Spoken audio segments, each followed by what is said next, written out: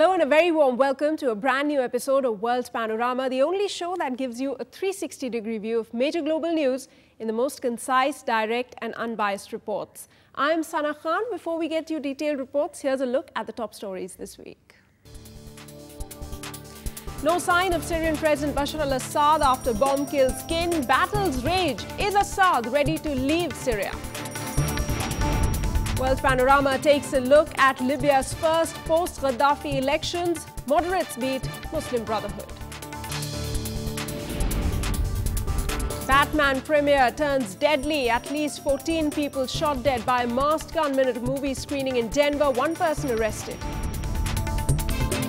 And in sports, Indo-Pak cricket to resume after 5 years. 3 ODIs slated for December. Both nations hail the move.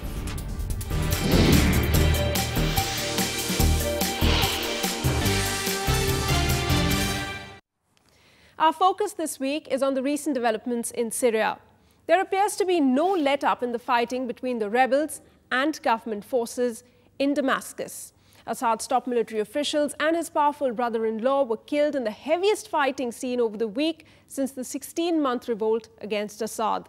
UN has been persuading Assad's allies to back tougher action against him, but chances of a breakthrough are slim and time is running out. Let's delve deeper into the tumult that Syria is facing and the possible fallout of these developments. Joining me in the studio this time is Dr. Panorama, West Asian expert. Welcome to the show, sir. Before we get to him, let's have a look at this report.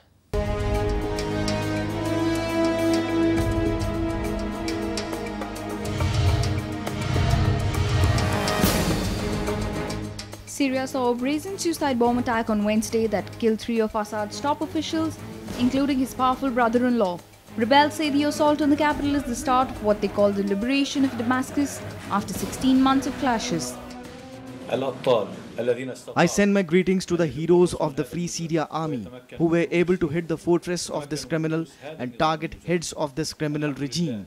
Soon we'll be at the Republican Palace because these heroes who were able to reach den of these criminals will reach, God willing, to the den of this criminal Bashar. The government has vowed to retaliate, but Assad's own whereabouts are still a mystery. Diplomacy moved into overdrive as countries spoke of the conflict entering a decisive phase. Washington, which fears a spillover into neighboring states, said the situation seemed to be spinning out of control and that it was time for the international community to support a transition of power in the nation.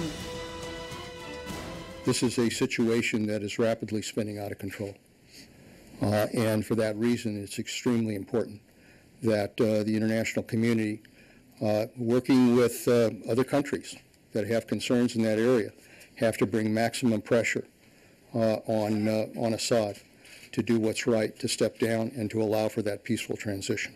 Our point to the Russians and others is that, as I just said, if you ally with Assad, you're going to end up on the wrong side of history.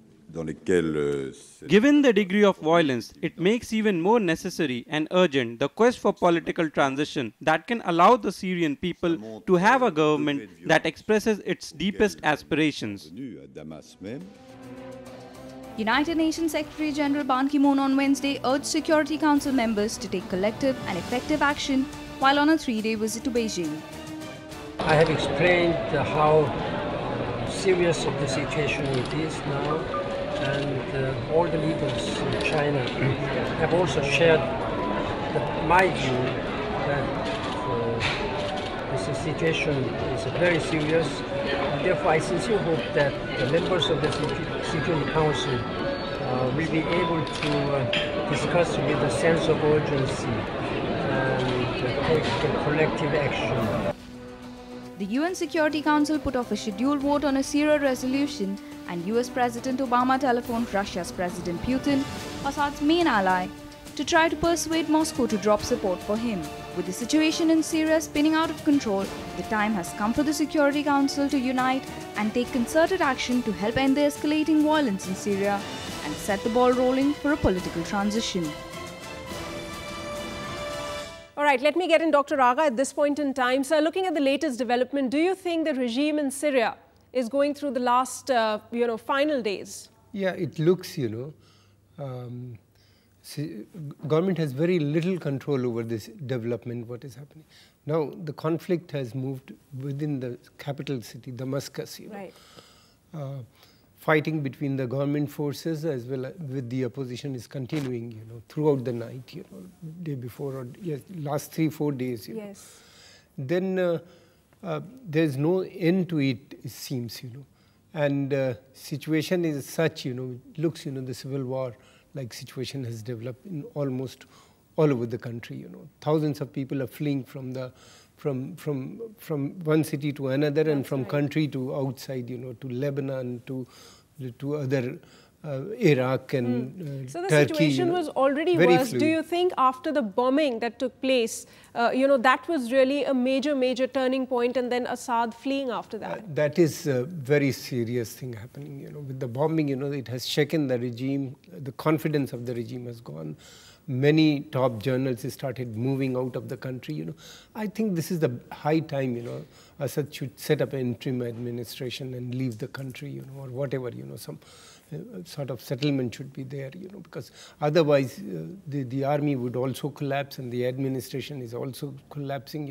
Right. This is the only way to protect, at least some continuation would be there, And once, if he goes and set up an interim administration, then the Annan plan can be implemented, because that is the only basis, that way, that plan is still valid, the opposition, right. According to the plan, the opposition will also surrender its weapons, as well as the armed forces will withdraw from the city centers, So this is very important, to implement that. But the problem is, as long as Assad is there, this will not be acceptable to the opposition. Talking about Assad and him staying, now there are conflicting reports. Russia has come out saying that Assad is ready to step down, whereas reports from within Syria say that Assad is not ready to step down. In fact, he also made a television appearance, in the past day or so. What really is going to happen, and is this a tactical move on the part of Assad to convey through Russia, its closest ally, that he is eventually going to step down? Yeah, Russia, as you mentioned, is the most closest ally of the Syria. It looks, they are working on some transition phase. It looks still, it's not easy, because he's the most trusted man of the army. The real power in Syria lies with the army. To find out an alternative is not an easy thing. Right. So they must be working on it. It looks at the moment, well, sitting in Delhi, I can only say, there's some plans, some people are working. There are a number of plans on which the government is working.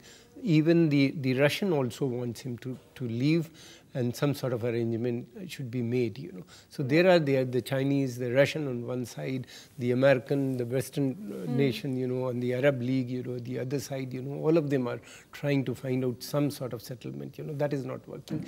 The Security Council is virtually paralyzed, because of the frequent Russian and Chinese veto. Right. And the other thing, you see, what is happening in Syria, it reflects the mood of the Arab people in general.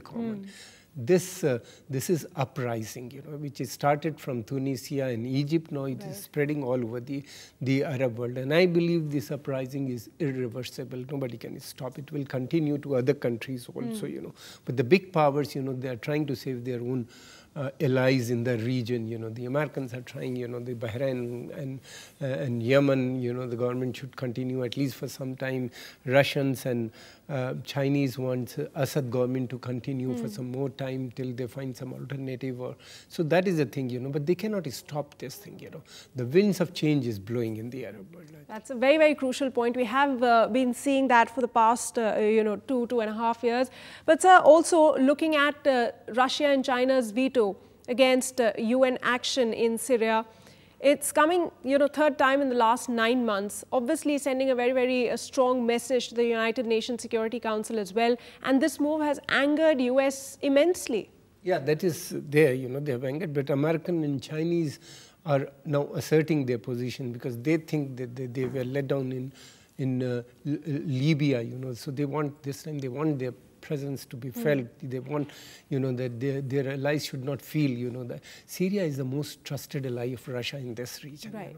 The collapse of Syria means, the Russian would be totally out of this region, which they don't want. They want a continuation, some sort of arrangement in which their interests to be protected by the future regime. So they are working. And then second thing, they also through Syria, they are communicating to the Western nations, that Iran should not be the next target. Otherwise, we will also protect Iran more. We will be. I mean, they'll be doing much more. Taking proactive measures in Iran. So there are lots of things. Which are connected with one another.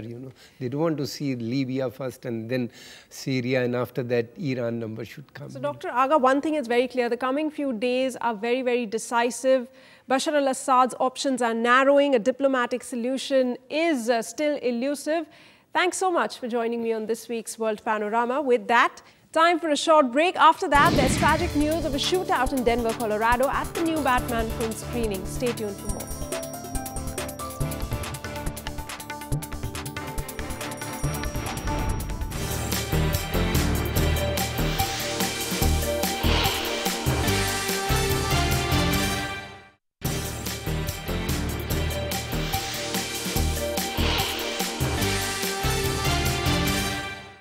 You're watching World Panorama. In the first free elections in Libya since the ouster of Muammar Gaddafi, the liberal coalition parties have outscored the Islamist parties in the preliminary results. However, no party has got a clear-cut majority, and each party is trying to build a coalition with independents who hold a major share in the 200-member National Assembly. Here's a report. Results from the landmark elections in Libya have placed the Liberal Alliance ahead of the other parties in the first free nationwide polls in the country in half a century. Leaving the Islamists behind, the National Forces Alliance, led by ex-interim Prime Minister Mahmoud Jibril, has won 39 out of the 80 seats reserved for political parties. First, the National Forces Alliance has obtained 39 seats. The Justice and Construction Party has obtained 17 positions. The National Force Party got 3 seats. The final results are a setback to the Islamist parties as they managed to capture only 17 seats. Smaller factions won the other 24 seats reserved for parties. But the structure of the parliament, which is heavy with independent members, has left the final outcome uncertain. National Forces Alliance leader Jibril has called for all parties to join a national unity dialogue in a bid to form an even broader coalition. While the Islamist parties are hopeful that a large number of independents with whom lies the balance of power will side with the Islamists. Libya's new Congress is tasked with appointing a new interim government and steering the country through the expected one-year transition period until fresh elections can be held on the basis of a new constitution. Now the latest on the US presidential elections. Attacks and counterattacks continued. A defiant Mitt Romney brushed aside more calls for the release of his tax returns on Wednesday and instead accused President Barack Obama of protecting his job at the expense of millions of unemployed Americans. Here's more. Hello, everybody. Intensifying his attacks as Obama focused on official meetings in Washington, Mitt Romney, the Republican presidential candidate, told an overflowing Ohio crowd that the Democrat hasn't met with his Jobs Council in more than 6 months. The president does, in fact, believe that people who build enterprises like this really aren't responsible for it. But in fact, it's a collective success of the whole society that somehow builds enterprises like this. The report shows that the number of Americans seeking unemployment benefits rose by 34,000 last week. Romney said the president is more concerned with preserving his own job than creating jobs for the American people. We're surprised that the president has not met with his Jobs Council in the last 6 months. And over the last 6 months, he has done 106 fundraisers. The job he's interested in protecting is his own. Romney used the stop at the Middlesex Truck and Coach Shop in Roxbury, Massachusetts, to continue to hammer President Obama for his remarks last week. When the president said that if you got a business, you didn't build it, come here and talk to Brian, and you'll learn that, in fact, he did build this business. Someone else isn't responsible for what he did here. This is not the result of government. Meanwhile, US President Barack Obama courted voters at a rally in Jacksonville in the swing state of Florida on Thursday. Obama touted his policies, including a massive healthcare overhaul and bailout of US automotive companies, as reasons why voters should elect him to a second term rather than choose Republican presidential candidate Mitt Romney. Our opponent's entire plan, the same plan of his allies in Congress, is to cut more taxes for the wealthy, cut more regulations for banks, insurance companies, cut more investments in things like education and research, all with the hope that somehow that will create jobs and prosperity everywhere. Obama was on a two-day campaign swing through the Sunshine State, a crucial prize in the upcoming November presidential election. National polls suggest the candidates are locked in a tight race less than 4 months before voters weigh in. In what can be termed to be an extremely unfortunate event in the city of Denver, Colorado, in the US, a lone gunman opened fire in a cinema theater on Friday. More than 14 people were killed and many injured during the premiere show of The Dark Knight Rises. Here's how it all happened.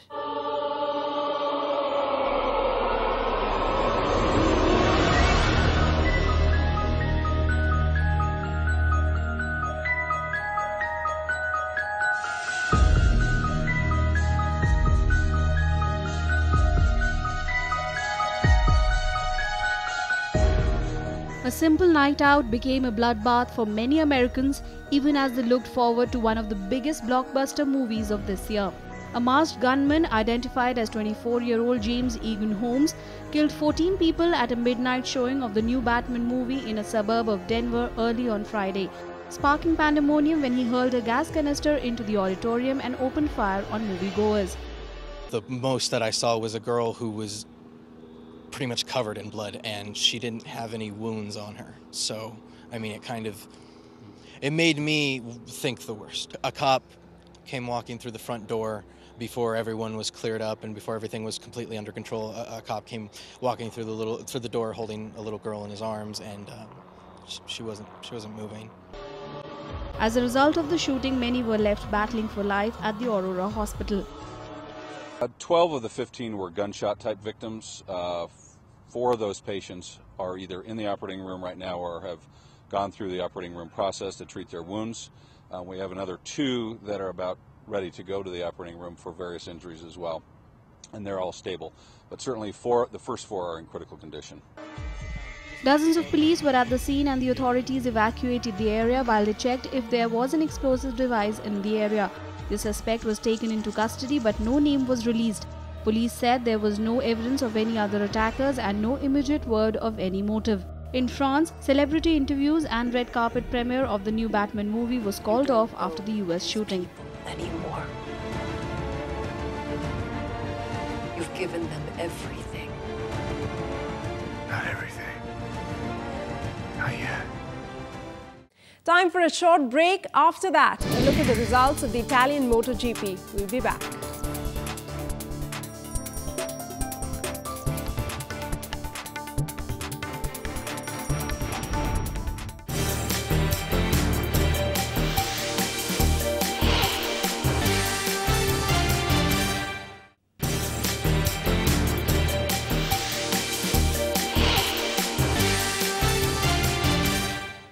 Thanks for staying with us. You're watching World Panorama. Time now to take a quick look at some of the other international news in a quick wrap.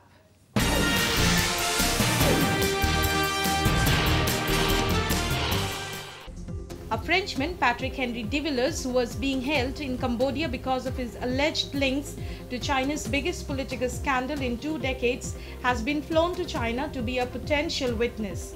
Investigators believe that he was a close business associate of Bo and his wife, Gu Kalai. He may also be able to provide a possible motive for the killing of Neil Haywood, the 41-year-old British businessman.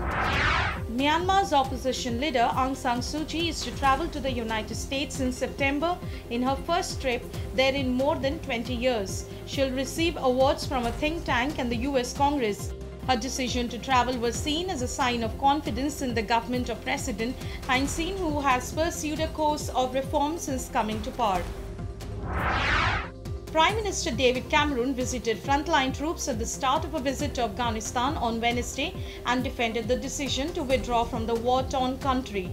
Britain is due to withdraw 500 soldiers by the end of this year, but Cameron would not say how many would be repatriated next year. David Cameron and Hamid Karzai have reiterated their commitment to ensuring a safe and secure Afghanistan after British forces leave by the end of 2014.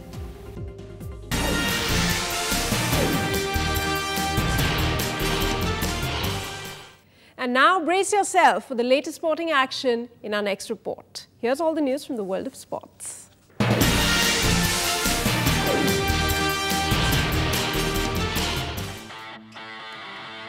Top seed Serena Williams overcame fellow American Coco Vandeweghe 7-5-6-3 to retain the Stanford Classic title on Sunday. The 30-year-old Williams used her experience and know-how to race past the 20-year-old, nailing 21 winners.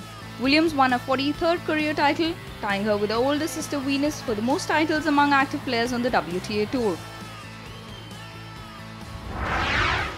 Yamaha's George Lorenzo easily won the Italian MotoGP on Sunday, stretching his advantage at the top of the Riders' Championship within a short performance.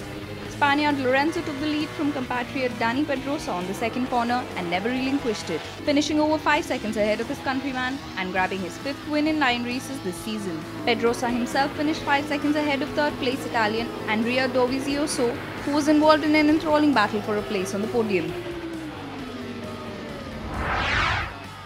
After a hiatus of 5 long years, arch rivals India and Pakistan will play a bilateral series in India in December. The series will consist of 3 one-day and 2 T20 matches. The sporting ties between nuclear-armed neighbours snapped after the 2008 Mumbai attacks, in which 166 people were killed by Pakistani-based militants. The Tour de France was rocked on Tuesday when Luxembourg's Franz Schleck, 3rd overall in last year's race, was pulled out of the 2012 edition after failing a dope test for a diuretic. The doping test took place after the 13th stage on July 14 when traces of the specified drug were found in Schleck's urine.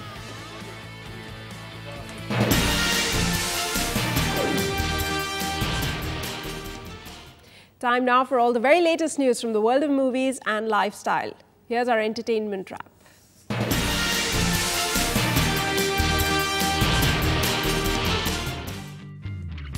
France's far-right National Front is threatening to sue Madonna after the singer screened footage of party leader Marine Le Pen with a swastika superimposed on her face at a concert in Paris. The video, shown on a huge screen, has already been used on other legs of the US singer's tour and shows the singer's face merging with other public figures such as Pope Benedict and former Egyptian President Hosni Mubarak. Teenage pop star Justin Bieber was mobbed by teenage fans in Melbourne on Monday as he signed autographs and posed for photographs outside his hotel. A large crowd gathered outside the Olsen Hotel in Melbourne, where the 18-year-old Canadian musician was staying on his whirlwind tour of Australia to promote his new album, Believe. Ice Age Continental Drift, the 4th film in the animated series about a woolly mammoth and his prehistoric friends, trampled the Amazing Spider-Man at US and Canadian box offices over the weekend, selling $46 million worth of tickets and reaching #1. The cast and crew of the latest Batman installment hit the red carpet to celebrate the world premiere of their new film. The third movie takes place 8 years after The Dark Knight, when Bruce Wayne lost his love interest Rachel Dawes and killed Harvey Dent. The Dark Knight Rises opens in the US on July 20th. Twilight star Robert Pattinson stars as a ruthless billionaire on a journey to self-destruction in Canadian director David Cronenberg's Cosmopolis, a searing attack on greed and capitalism, which is set to launch at the Cannes Film Festival in May. In the movie, based on a Don DeLillo novel of the same name, capitalism is corrupting, characters cannot communicate, and people joke that rats could be the new currency.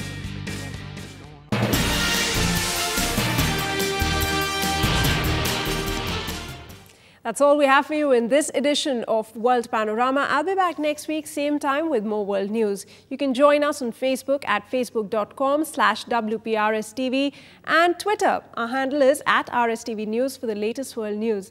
As we wrap up, take a look at these exciting visuals as extreme action dancers perform daredevil routines on London landmarks as part of the city's Cultural Olympiad. Goodbye and thanks for watching.